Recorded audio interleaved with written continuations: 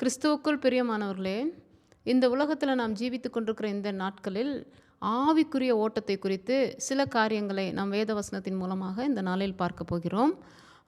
1 கொரிந்தியர் 9ஆம் அதிகாரம் 24ஆம் வசனத்தை நாம் வாசிக்கும்போது, பந்தயச்சாலையில் ஓடுகிறவர்கள் எல்லாரும் ஓடுவார்கள், ஆகிலும் ஒருவனே பந்தயத்தை பெறுவான் என்று அறியீர்களா? நீங்கள் பெற்றுக்கொள்ளத்தக்கதாக ஓடுங்கள். நாம் ஆவிக்குரிய ஓட்டத்தை ஓடிக்கொண்டிருக்கிற வேளையில் நம்மளுடைய இலக்கு என்னவாக இருக்கணும்னா, அந்த ஓட்டத்தில் ஓடி பந்தய பொருளை பெற வேண்டும் என்பதுதான். அதற்காக தான் பெற்றுக்கொள்ளத்தக்கதாக ஓடுங்கள் என்று சொல்லி நம்ம இந்த இடத்துல வாசிக்கிறோம். பெற்றுக்கொள்ளத்தக்கதாக எதை பெற்றுக்கொள்ள வேண்டும்? நமக்குரிய பந்தய பொருள். நமக்குரிய பந்தய பொருள் என்ன? தேவனுடைய பிள்ளைகளுக்குரிய பந்தய பொருள் என்ன? ஜீவ கிரீடம். அதை பெற்றுக்கொள்ளத்தக்கதாக ஓடும்போது அநேக தடைகள் கடந்து வரும். ஆனாலும் அந்த தடைகளெல்லாம் நாம் உடைத்து எறிந்து இலக்கை நோக்கி ஓட வேண்டும். பந்தயச்சாலையில் ஓடுகிறவர்கள் எல்லாரும் ஓடுவார்கள், ஆகிலும் ஒருவனே பந்தயத்தை பெறுவான் என்று அறியீர்களா? அப்போ எவ்வளவு ஒரு டஃப்பான ஓட்டம் பாருங்கள். ஈஸியான ஓட்டமெல்லாம் கிடையாது, சுலபமான ஓட்டம் இது கிடையாது. ஆவிக்குரிய ஓட்டத்தில் ஓடி நம்ம என்ன செய்யணுமா? பந்தய பொருளை பெற வேண்டுமா?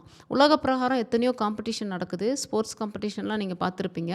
அதில் பல பேர் ஓடிட்டே இருப்பாங்க. ஆனால் அந்த ஃபஸ்ட்டு ப்ரைஸுன்றது ஒருத்தருக்கு கடந்து வரும். அந்த ஒருத்தர் 2 பேர் 3 பேர் அப்படி தான் கடந்து வரும். ஆனால் அதே போல் இந்த ஆவிக்குரிய ஓட்டத்தில் பார்க்கும்போது பல கூட்டங்கள் மத்தியில் நம்ம போனாலும் நம்மளுடைய உள்ளத்தில் எப்படிப்பட்ட எண்ணம் இருக்க வேண்டுமாம்? நாம் பெற்றுக்கொள்ளத்தக்கதாக ஓட வேண்டும். அப்போ அந்த ஓட்டம் எப்படி இருக்க வேண்டும் என்று சொல்லி சில காரியத்தை நம்ம பார்க்க போகிறோம். எபிரேயர் 12ஆம் அதிகாரத்தில் முதல் வசனத்தில் நாம் வாசிக்கும்போது, ஆகையால் மேகம் போன்ற இத்தனை திரளான சாட்சிகள் நம்மை சூழ்ந்து கொண்டிருக்க பாரமான யாவற்றையும் நம்மை சுற்றி நெருங்கி நிற்கிற பாவத்தையும் தள்ளிவிட்டு விசுவாசத்தை துவக்குகிறவரும் முடிக்கிறவருமாய் இருக்கிற இயேசுவை நோக்கி நமக்கு நியமித்திருக்கிற ஓட்டத்தில் பொறுமையோடே ஓடக்கடவும். இந்த உலகத்தில் ரட்சிக்கப்பட்ட ஒவ்வொருவருக்கும் ஒரு ஓட்டம் நியமிக்கப்பட்டு இருக்கிறது. ஒவ்வொருத்தருடைய பாதையும் ஒவ்வொரு விதமாக இருக்கும். எல்லாருக்கும் ஒரே விதமான பாதை இருக்காது. எப்படி நம்மளுடைய கைரேகை இந்த உலகத்தில் மற்றவங்க யாரோடு கூட ஒத்து போகாது இல்லையா? அதே போல் ஆவிக்குரிய ஜீவியத்தில் பந்தய பொருளை பெறுகிறவர்களுக்கு என்று சொல்லி ஓட்ட பந்தயம் நியமிக்கப்பட்டிருக்குது. அந்த ஓட்ட பந்தயத்தில் ஒவ்வொருவருடைய ஓட்டமும் வித்தியாசமாக இருக்கும். புரியுதுங்களா? அந்த ஓட்டத்தில் நமக்காக நியமிக்கப்பட்ட ஓட்டம் அது அப்படின்னா நமக்காக நியமிக்கப்பட்ட ட்ராக்கில் தான் நம்ம ஓடணும். இப்போ உலகத்தில் ஓட்டப்பந்தயம் நடக்குது. அந்த ஓட்டப்பந்தயத்தில் பல ட்ராக்ஸ் போட்டிருப்பாங்க. இப்போ ஃபஸ்ட்டு வரவங்க அந்த ட்ராக்ல ஓடுனாதான் அவங்க பெற்றுக்கொள்ள முடியும், அந்த ப்ரைஸை வாங்க முடியும். வேறு விதமான ட்ராக்ல ஓடி நான் ஃபஸ்ட்டு வந்துட்டேன்னு சொல்லி அவங்க பெற்றுக்கொள்ள முடியாது. அதே போல தான் நமக்கு நியமித்திருக்கிற ஒரு ஓட்டம் என்று சொல்லி ஆவிக்குரிய ஓட்டத்தை ஆண்டவர் நியமித்திருக்கிறார். அந்த ஓட்டத்தில் ஓடுனா மாத்திரம்தான் நமக்கு அந்த பந்தய பொருள் கிடைக்கும். பாருங்கள், இந்த நாட்களில் ஒவ்வொருத்தரும் ரட்சிக்கப்பட்ட ஒவ்வொருவரும் ஒவ்வொரு விதமான பாதையில் தான் தேவன் நடத்தி கொண்டு வருகிறார்.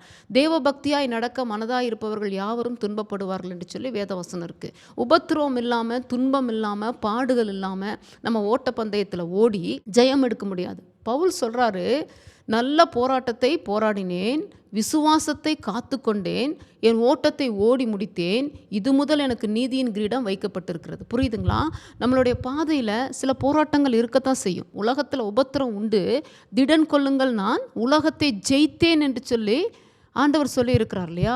அப்போ உபத்திரவத்தின் வழியாக தான் அந்த ஓட்டங்களே இருக்கும். அந்த ஓட்டத்தில் ஓட முடியல, என்னால் உபத்திரவம் தாங்க முடியல, எனக்கு அது ஓட்டம் வேண்டாம் அப்படின்னு சொன்னால் நமக்கு பந்தய பொருள் கிடைக்காது. ஒரு மனுஷன் ரட்சிக்கப்பட்டது எதற்குங்க? நல்லா யோசிச்சு பாருங்கள். இந்த உலகத்தில் ஆண்டவர் கல்வாரி பாதையில் அவ்வளோ பாடுகள் மத்தியில் நமக்கு ரட்சிப்பை கொடுத்துருக்கிறாரு அப்படின்னா அந்த ரட்சிக்கப்பட்டது எதற்கு? இந்த உலகத்திலே வாழ்ந்து முடிப்பதற்கா? சில காலங்கள் இந்த உலகத்தில் நம்ம இருப்போம். அவரவர்களுக்கு நியமிக்கப்பட்ட அந்த வயது வரைக்கும் இந்த உலகத்தில் நம்ம இருப்போம்னு வைத்துக்கொள்ளலாமே. அதற்கு பிறகு நம்ம என்ன செய்வது? ஆண்டவரோடு கூட சேர்ந்து இணைந்து வாழ்வதற்காக, நித்திய ஜீவனை பெற்றுக்கொள்வதற்காக தான் அந்த ஓட்ட பந்தயத்தின் முடிவில் தேவன் நமக்கு ஜீவ கிரீடத்தை கொடுக்கிறார். ஜீவ கிரீடம் எப்பொழுதுமே தேவனோடு வாழ்ந்து கொண்டிருக்கிற ஒரு அபிஷேகம். அதை தேவன் நமக்கு கொடுக்கிறார் என்றால் அதை பெற்றுக்கொள்ள தான், இந்த பந்தய பொருளாகி அந்த ஜீவ கிரீடத்தை பெற்றுக்கொள்ள தான் நாம் இந்த நாட்களில் ஓடிக்கொண்டிருக்கிறோம். இப்போ ரட்சிக்கப்பட்டதோடு நிறுத்தி விட்டுட்டா நமக்கு அது கிடைக்காது. அதனால தான் எப்பொழுதுமே ரட்சிக்கப்படும் ரட்சிக்கப்படுவதற்கு நாம் பிரயாசப்பட்டுட்டே இருக்கணும். இன்னும் ரட்சிக்கப்படணும். இந்த பாதையில் நான் போய்கொண்டு இருக்கிறேன். ஆண்டவர் என்னை இந்த ஓட்டத்தில் என்னை நடத்தி கொண்டு இருக்கிறாரு. ஆனாலும் நான் இன்னும் முடிவு பரியந்தம் நான் ரட்சிக்கப்படணும். என்னுடைய பரிசுத்தத்தை காத்துக்கொள்ளணும். என்னுடைய தேவன் மேல் வைத்திருக்கிற அந்த உறவை நான் காத்துக்கொள்ளணும். அந்த அன்பை காத்துக்கொள்ளணும். அந்த நேசத்தை காத்துக்கொள்ளணும். அந்த ஐக்கியத்தை காத்துக்கொள்ளணும் என்று சொல்லி நம்ம என்ன செய்யணுமா, அந்த ஓட்டத்தில் ஓடிக்கொண்டே இருக்கணும். அப்போ ஓட்டத்தில் ஓடிக்கொண்டிருக்கிற வேளையில் சில தடைகள் கடந்து வரலாம். இப்போ உலக ஓட்டத்தில் இந்த ஹடில்ஸ்ன்னு சொல்லி கேள்விப்பட்டிருப்பீங்க.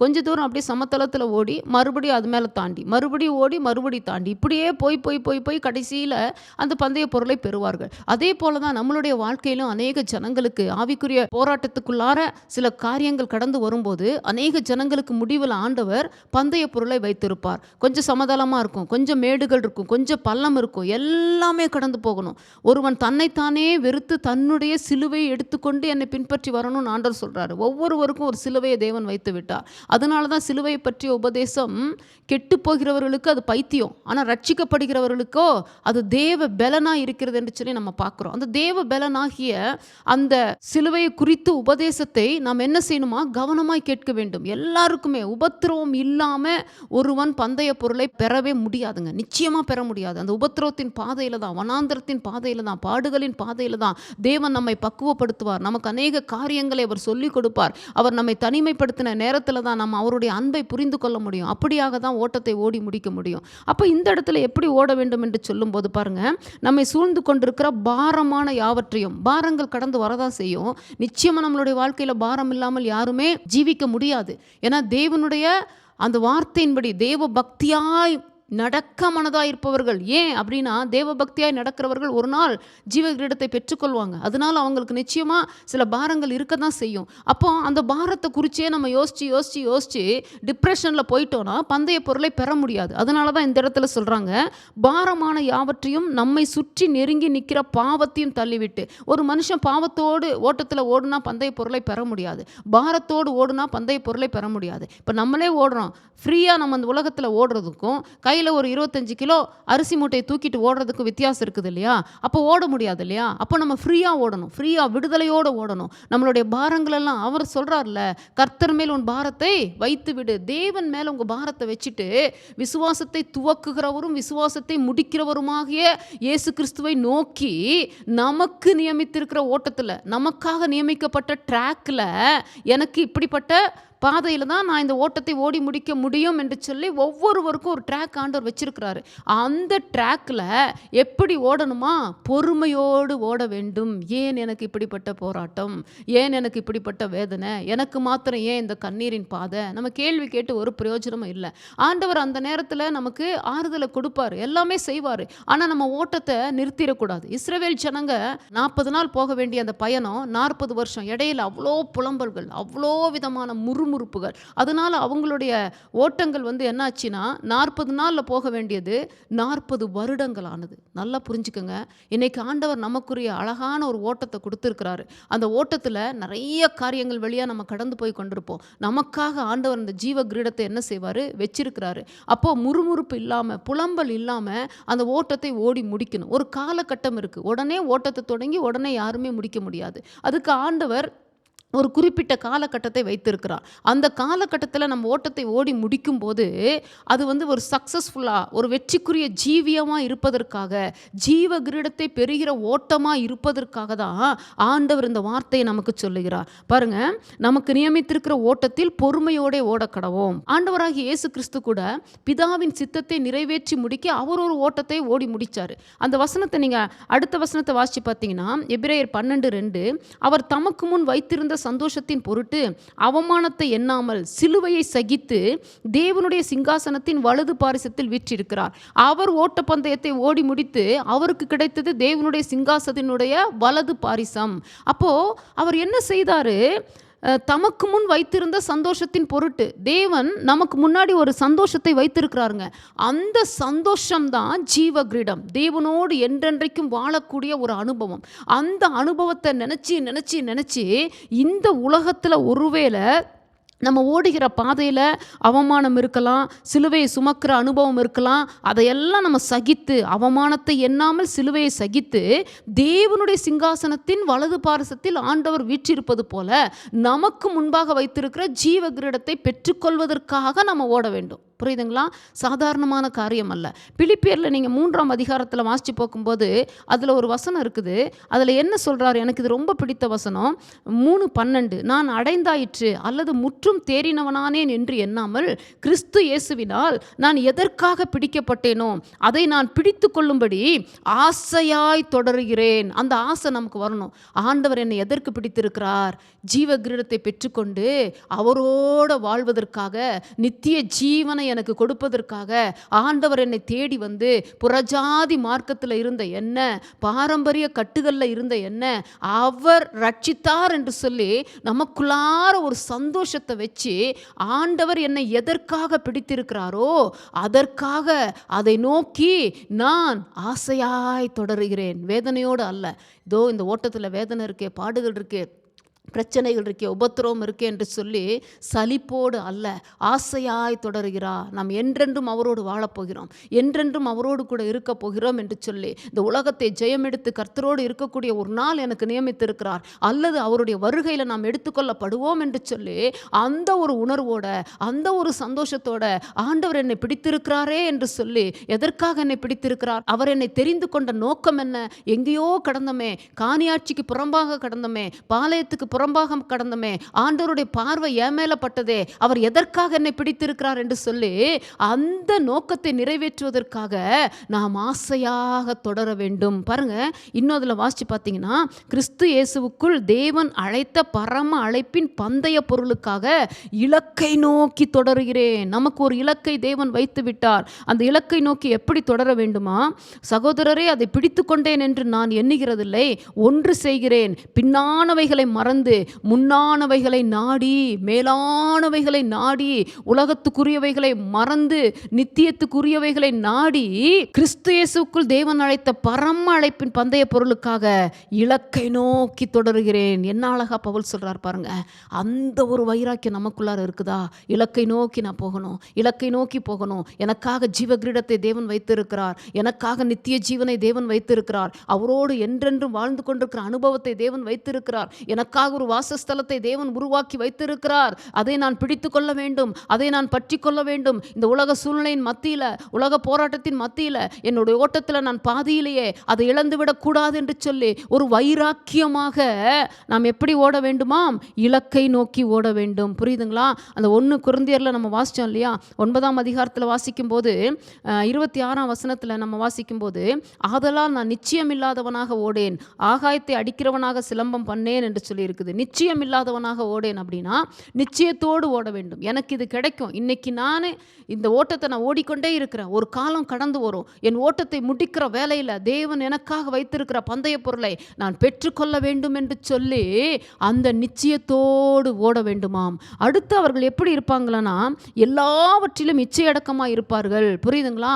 கவனமாக, நம்மளுடைய கவனமெல்லாம் அந்த பந்தய பொருளை பெறணும். அதற்கு தேவன் வேதத்தில் என்ன சொல்லி இருக்கிறார்? அந்த வசனங்களின்படி நம்ம வாழ்ந்து நம்மளுடைய இச்சைகளை எல்லாம் நம்ம கண்ட்ரோல் பண்ணி, கிறிஸ்துவினுடையவர்கள் தங்கள் ஆசை இச்சைகளை சிலுவையில் அறைந்திருக்கிறார்கள் என்று சொல்லி வேத வசனத்தின்படி நம்மளுடைய ஆசை இச்சைகளை எல்லாம் கண்ட்ரோல் பண்ணி, எனக்கு ஒரே ஒரு ஆம்பிஷன் இருக்கு, இந்த ஓட்டத்தை ஓடி முடிச்சு நான் ஜீவகிரீடத்தை பெற்றுக்கொள்ள வேண்டும் என்று சொல்லி வைராக்கியத்தோடு நாம் ஓடும்போது நிச்சயமாகவே நம்மளுடைய வாழ்க்கையில் ஆண்டவர் நமக்கு வைத்திருக்கிற அந்த நாளில் ஜீவ கிரீடத்தை கொடுப்பாருங்க. சாதாரணமான ஓட்டம் அல்ல. பாருங்கள் எவ்வளோ அழகாக இருக்குது. பாரமான யாவற்றையும் என்ன செய்யணுமா? ஒரு பக்கம் தள்ளிடணுமா, நெருங்கி நிற்கிற பாவத்தையும் தள்ளிடணுமா. ஆண்டவரை நோக்கி விசுவாசத்தை துவக்குகிறவர் அவர்தான், விசுவாசத்தை முடிக்கிறவர் அவர்தான். ஓட்டத்தை ஓடி ஆரம்பிச்சாச்சு. எப்போ? ரட்சிக்கப்பட்ட நாள்லேருந்து ஓட்டம் தொடங்கிருச்சு. அந்த ஓட்டத்தில் தொடங்கின நாம் முடிக்கிற வரைக்கும் எவ்வளவு காலங்கள் நமக்கு ஜீவனை கொடுத்திருக்கிறாரோ அல்லது வருகையில் நம்ம எடுத்துக்கொள்ள போகிறாரோ நமக்கு தெரியாது. அந்த காலம் வரைக்கும் ஓடிக்கிட்டே தான் இருக்கிறோம். ஓடிக்கிட்டே இருக்கும்போது தான் இடையில எப்படி ஓட வேண்டும் என்று சொல்லி இந்த நாளில் இந்த சத்தியத்தை நம்ம பார்த்தோம் இல்லையா? இலக்கை நோக்கி ஓட வேண்டும், விசுவாசத்தை துவக்குகிறவரும் முடிக்கிறவருமாகிய இயேசுவை நோக்கி ஓட வேண்டும். பாரமான எல்லாவற்றையும் விட்டு ஓட வேண்டும். மாத்திரம் அல்ல, நெருங்கி நிற்கிற பாவம் ஒவ்வொரு நாளும் பரிசுத்தமாக்குற அனுபவத்தில் பாவங்கள் கழுவி கொண்டே வரணும். தூசிகள் பட்டுட்டே தான் இருக்குங்க. அந்த தூசிகளை 1 யோவான் 1:7 படி இயேசு கிறிஸ்துவின் ரத்தம் சகல பாவங்களையும் நீக்கி நம்மை சுத்திகரிக்கும் என்ற வேத வசனத்தை வச்சு வச்சு வச்சு அது ஒவ்வொரு நாளும் அந்த பாவங்களை கழுவி கொண்டே நம்ம ஓடிக்கொண்டே இருக்கும்போது, நிச்சயத்தோடு ஓடும்போது, இச்சையடக்கத்தோடு ஓடும்போது, இலக்கை நோக்கி ஓடும்போது, பின்னானவைகளை மறந்து முன்னானவைகளை நாடி நம்ம ஓடும்போது தேவன் நிச்சயமா நம்மளுடைய வாழ்க்கையில பெரிய அதிசயங்களை செய்வார். புரியுதுங்களா? அப்படிப்பட்ட ஓட்டத்துக்காக தான் ஆண்டவர் நமக்கு ரட்சிப்பையே கொடுத்தார். ரட்சிப்பு ஓட்டத்தின் ஆரம்பம். முடிவு பரியந்தம் நிலை நிற்கிறவன் ரட்சிக்கப்படுவான். முடிவு ஜீவ கிரீடம், முடிவு பந்தய பொருள். நம்மளுடைய வாழ்க்கையில எத்தனையோ விதமான சூழ்நிலைகள் வழியா நம்ம கடந்து வரோம். ஒவ்வொருவருக்கும் ஒவ்வொரு விதமான பாதை நியமிக்கப்பட்டிருக்கிறது. நம்ம பிரச்சனைகள் வரும்போது நம்ம சோர்ந்து போயிடுறோம். இல்லை, அந்த பிரச்சனைகளை ஜெயமெடுத்து அந்த விசுவாசத்தை நாம் காத்து கொண்டு ஓடுவதற்காக தேவன் சில வேளைகளில் நம்மளுடைய வாழ்க்கையில சில பிரச்சனைகளை அனுமதித்து வருகிறார். வேறு வழியே கிடையாது. தாமதித்தாலும் காத்திரு என்று சொல்லுகிற தேவன் நமக்காக வைக்கப்பட்ட தரிசனத்தை அவர் நிறைவேற்ற வல்லவராய் இருக்கிறார். அவர் ஒவ்வொருவரையும் ஓடுகிற ஒவ்வொருவரையும் அவர் கண்ணோக்கி பார்த்து கொண்டே இருக்கிறார். நம்ம தடுக்கி விழுகிற நேரத்தில் என் கால்கள் சறுக்குகிறது என்று சொல்லும்போது, கர்த்தாவே உம்முடைய கிருபை என்னை தாங்கிற்று இந்த வேத வசனத்தின்படி நம்ம கால்கள் சறுக்கும் போது, நம்மளுடைய கால்கள் வழுக்கும் போதெல்லாம் ஆண்டவர் நம்மை சரி செய்து நம்மை பலப்படுத்தி வசனத்தை கொண்டு அந்த நேரங்களில் பலப்படுத்தி நம்மை மறுபடியுமாக ஓட வைத்து கொண்டே இருக்கிறாருங்க. ஏன்னா முடிவில் ஜீவ கிரீடம் நமக்கு வேணும். இன்னைக்கு ஒரு தீர்மானம் எடுப்போமா? ஆண்டவரே, இவ்வளோ நாள் ஆண்டவரே சில நேரங்களில் நான் சோர்ந்து போயிட்டேன், சில நேரங்களில் நான் விழுந்து போகிற அனுபவத்துக்கு நேராக வந்துட்டேன். ஆனால் இந்த நாளிலிருந்து ஆண்டவரே இந்த ஓட்டத்தை குறித்த ரகசியத்தை எங்களுக்கு வெளிப்படுத்தினீங்கப்பா. நாங்கள் ஓடி முடித்தாதான் எங்களுக்கு ஜீவ கிரீடம். அதுவும் ஆண்டவரே வெற்றியின் ஜீவியத்தில் தான் அந்த ஜீவ கிரீடம். சோர்ந்து போய் இடையில் அந்த ஓட்டத்தை நிறுத்திட்டா தேவனே நாங்கள் ரட்சிக்கப்பட்டதற்கே ஒரு அர்த்தம் இல்லாமல் போயிருமே. ஏன்னா ஆண்டவரே நிலை நிற்கணுமே, முடிவு பரியந்த நிலை நிற்கணுமே, உமோடு கூட நிலைத்து நிற்கணுமே, உமோடு கூட ஆண்டவரை ஐக்கியத்தில் இருக்கணுமே. அந்த ஐக்கியத்தை நாங்கள் விட்டுவிடக்கூடாதே. ஓடுகிற வருகிற உபத்திரவத்தை கண்டு நாங்கள் சோர்ந்து போய்விடக்கூடாது ராஜா. இப்பொழுது ஒரு வல்லமை எங்க மேல இறங்கட்டும் சொல்றீங்களா? நான் ஜெபிக்க போறேன். எல்லாரும் ஜெபிப்போமா?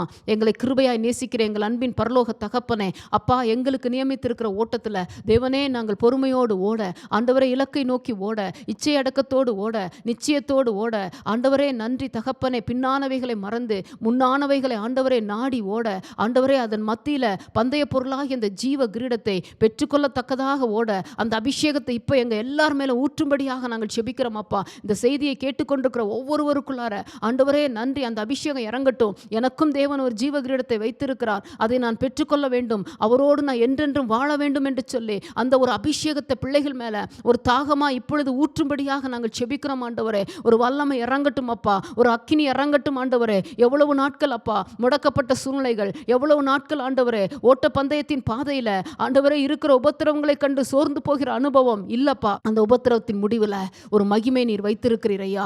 தேவனே, நீர் ஓட வைக்கிற தேவனப்பா, நீர் நடத்துகிற தேவனப்பா, அந்தந்த நாள் எங்களை பாதுகாக்கிற தேவன் ஆண்டவரே, எங்களை ஆறுதல் படுத்துகிற தேவனப்பா. இப்பொழுதும் கர்த்தாவே, யாரெல்லாம் குந்தி குந்தி ஆண்டவரே நடந்து கொண்டிருக்கிறார்களோ, ஓட முடியாமல் தவித்து கொண்டிருக்கிறார்களோ, அந்த ஓட்டத்தை இதோ ஓடி முடிக்க தேவனே நன்றி, இடையில வருகிற பிரச்சனைகள் எனக்கு பாதிப்பாக இருக்கிறது என்று நினைக்கிறார்களோ, அவர்கள் மேல ஒரு அபிஷேகத்தை ஊடி ஆண்டவரே ஊற்றுங்கப்பா, அந்த அபிஷேகத்தை ஊற்றுங்கப்பா. தொடர்ந்து ஓடத்தக்கதான அந்த கிருபையை தாங்கப்பா. அவரவர்களுக்காக நியமித்திருக்கிற காலங்கள் வரைக்கும் ஆண்டவரே பந்தய பொருளுக்காக ஓடிக்கொண்டே இருக்கட்டும். பந்தய பொருளை பெற்றுக்கொள்ளுகிற அந்த அபிஷேகத்தோடு, பந்தய பொருளை பெற்றுக்கொள்ளுகிற அந்த தாகத்தோடு ஒவ்வொருவரும் ஓடும்படியாக ஒரு வல்லமை இறங்கும்படியாக நாங்கள் செபிக்கிறோம் ஆண்டவரே. தேவனே நன்றி தகப்பனே. அப்பா, ஓட்ட பந்தயத்தின் பாதையில் விசுவாசத்தினுடைய வல்லமை இப்பொழுது அப்பா ஜனங்கள் மேலே இறங்கும்படியாக நான் செபிக்கிற ஆண்டவரே. அந்த அக்கினி இப்பொழுது இறங்கட்டும், அந்த வல்லமை இப்பொழுது இறங்கட்டும் ஆண்டவரே. அப்பா தேவனே நன்றி தகப்பனே. நன்றி அப்பா, நன்றி அப்பா, நன்றி அப்பா. கால்கள் மான் கால்கள் போல மாறுவதாக இயேசு கிறிஸ்துவின் நாமத்தினால ஆண்டவரே நன்றி. எனக்காக ஒரு ஓட்டம் நியமிக்கப்பட்டிருக்கிறது. அந்த ஓட்டத்தில் நான் ஓடி முடித்து ஏற்ற வேலையில், தேவன் நியமித்திருக்கிற வேலையில் அந்த பந்தய பொருளை நான் பெற வேண்டும் என்று சொல்லி நினைக்கிற ஒவ்வொரு மேலும் ஒரு அபிஷேகம் ஊற்றப்படுவதாக ஆண்டவரே. இதுவரைக்கும் எப்படி இருந்தார்களோ தெரியாது, ஆனால் இந்த நாளில் இருந்த ஆண்டவரே அப்பா தேவனை ஜீவ கிரீடத்தை பெற்றுக்கொள்ளுகிற, நித்திய ஜீவனை பெற்றுக்கொள்ளுகிற அந்த அபிஷேகத்தை ஒவ்வொரு ஜனத்தின் மேலும் ஆண்டவரே இப்பொழுது நீர் ஊற்றும்படியாக அந்த வல்லமை இறங்கும்படியாக நான் செபிக்கிறேன் ஆண்டவரே. தேவ ஆவியானவர் சொல்லுகிறார், ஹல்லேலூயா, இந்த நாளிலிருந்து உங்களுடைய ஓட்டம் தீவிரமாக மாறும். உங்களுடைய ஓட்டத்தின் மத்தியில் இதோ இருக்கிற சில பாடுகளை நினைத்து, உபத்திரவங்களை நினைத்து நீங்க கலங்க மாட்டீங்க. கர்த்தர் சொல்றாரு, பலம் கொண்டு திடமனதா இரு, நான் உனக்கு முன்னே போகிறேன் என்று வார்த்தை கொடுக்கிறீரப்பா. அந்த வார்த்தைக்காக நன்றி. பெரிய காரியங்களை செய்வீராக. உங்க நாம மாத்திரம் மகிமைப்படட்டும். ஓட்டத்தை வெற்றியாக ஓடி முடித்து ஆண்டவரே ஜீவ கிரீடத்தை பெற்றுக்கொள்ளுகிற அபிஷேகத்தை ஆண்டவரே தேவ பிள்ளைகள் மேல் நீர் ஊற்றும்படியாக, அந்த வல்லமை இறங்கும்படியாக, அந்த வைராக்கியம் இறங்கும்படியாக ஆண்டவரே இப்பொழுது நான் செபிக்கிறப்பா. தேவக்கரம் கூட இருந்து பெரிய காரியங்களை செய்வதற்காக நன்றி. எல்லா துதி கனம் மகிமையும் உமக்கே ஏறெடுக்கிறோம். இயேசு கிறிஸ்துவின் நாமத்தில் ஜெபிக்கிறோம் நல்ல பிதாவே. ஆமேன், ஆமேன், ஆமேன். கர்த்தர் உங்களை ஆசீர்வதிப்பாராக. ஆமேன்.